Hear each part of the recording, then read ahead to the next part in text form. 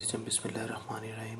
आज हम पढ़ने जा रहे हैं एलर्जिक रिनाइटिस। इसका पेशेंट जो हमारे पास आएगा उसे छींकें आ रही होंगी, नाक के अंदर से पानी बह रहा होगा और साथ में से ये है कि पोस्ट नेज़ल ड्रॉप्स गिर रहे होंगे, जिसे वो आके कहेगा कि डॉक्टर साहब मेरे गले के अंदर कीड़ा गिर रहा है। और इसकी रिकरेंट एपिसोड्स होंगी। एग्जामिनेशन में हम देखेंगे कि डेविएटेड नेज़ल सेप्टम तो नहीं है, या फिर ये है कि कोई इन्फ्लेमेशन के साइन है या नहीं है। और यूजुअली इसमें बुखार नहीं होता लेकिन हो भी सकता है, और टैकीकार्डिया इसमें नहीं होता लेकिन किसी और रीज़न की वजह से हो भी सकता है। ठीक है, तो इसकी लेकिन यह है कि इसकी रिकरेंट एपिसोड्स आ रही होंगी। और इसकी मैनेजमेंट में हम एंटीहिस्टामिन देंगे पेशेंट को, जिसमें टैबलेट फेक्सोफेनाडीन आती है 60 से 120 mg।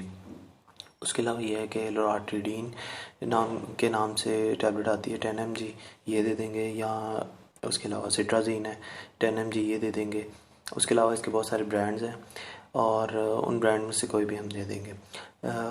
अगर तो पेशेंट को हम ये दे रहे हैं, ठीक है, या टैबलेट इसमें आती है एंटीहिस्टामिन में फैक्सिड, तो ये क्या करेंगे कि नेज़ल कंजेशन करवा देंगे पेशेंट के अंदर।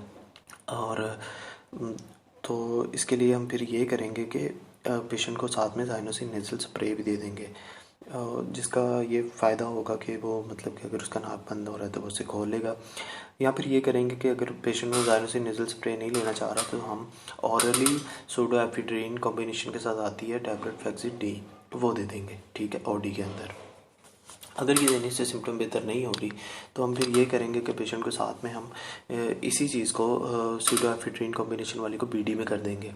अगर फिर भी अलामत बेहतर नहीं हो रही तो हम फिर ये करेंगे कि इसके साथ टॉपिकल स्टीरॉयड्स ऐड कर देते हैं, जो कि हाईवे टीकोवे नेज़ल स्प्रे के नाम से आते हैं।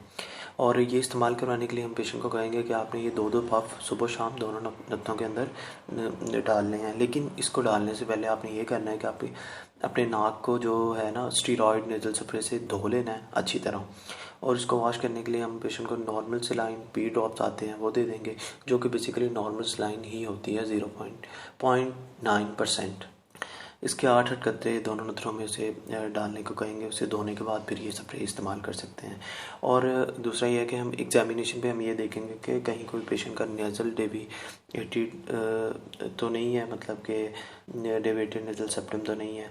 अगर हमें ये लग रहा है कि डेविएटेड नेज़ल सेप्टम है तो पेशेंट का एक्सरे करवाएंगे, और एक्सरे में हम पेशेंट का एक्सरे पैरा नेज़ल साइनस करवाएंगे।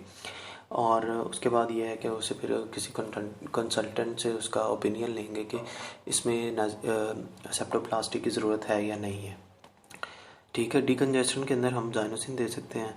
और लेकिन इस चीज़ का आपने ध्यान रखना है कि ये 5 अगर तो ये है कि अक्यूट अटैक है ना, तो 5 दिन से ज़्यादा नहीं देनी, क्योंकि अगर 5 दिन से ज़्यादा देंगे तो ये एट्रोपिक रिनाइटिस काज करवा सकता है। उसके अलावा एट दी एंड हम पेशेंट की काउंसलिंग करेंगे कि आपने मिट्टी, धुएं और धूल में जाने से परहेज़ करना है, मास्क लगा के रखना है। आपने ये देखना है कि आपको जानवरों से, किसी मिट्टी से या किस चीज़ की वजह से ये कौन सी ऐसी चीज़ है जो आपका ट्रिगरिंग फैक्टर बन रही है, जिसकी वजह से आपको जहाँ जाने से छींकें स्टार्ट हो रही है, तो आपने उस चीज़ को अवॉइड करना है। ठीक है, और दूसरा ये है कि मास्क लगा के रखें। अगर आपका जाना वहाँ मजबूरी है तो मास्क लगा के रखें। अगर घर में परिंदे हैं, कोई इस तरह की चीज़ है, तो उसके पास जाना भी आपने अवॉइड करना है। उम्मीद है कि आपको ये समझ लगी होगी। अगर ये सब करने के बाद भी आपको लग रहा है कि पेशेंट को मतलब कि साथ में पेशेंट ये कंप्लेन कर रहा है कि ग्रीनिश डिस्चार्ज हो रहा है या येलोइश डिस्चार्ज हो रहा है नाक के अंदर से, तो आपने यहाँ फिब्राइल है कि बुखार मतलब कि बहुत ज़्यादा हो रहा है, 102 हो रहा है, 103 हो रहा है, 101 से ज़्यादा हो रहा है, तो फिर हम ये करेंगे कि साथ में एंटीबायोटिक भी ऐड करवा देंगे, लिवोफ्लोक्सासिन बीडी के अंदर, ठीक है, जो कि 250 mg में आती है, वो बीडी में ऐड करवा देंगे। और ये हम 5 से 7 दिन के लिए मेडिसिन देंगे। और इसके बाद ये है कि इन सब चीज़ों के बाद काउंसलिंग बहुत ज़्यादा मैटर कर रही है कि अपनी काउंसलिंग लाजमी करनी है, और मास्क लगा के रखने का और बाकी चीज़ों को ट्रिगरिंग फैक्टर को अवॉइड करने का लाजमी कहना है।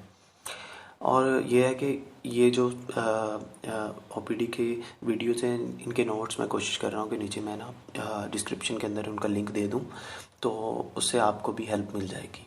उम्मीद है कि आपको ये समझ लग रही होगी। काइंडली दुआ में याद रखें। अल्लाह हाफिज़।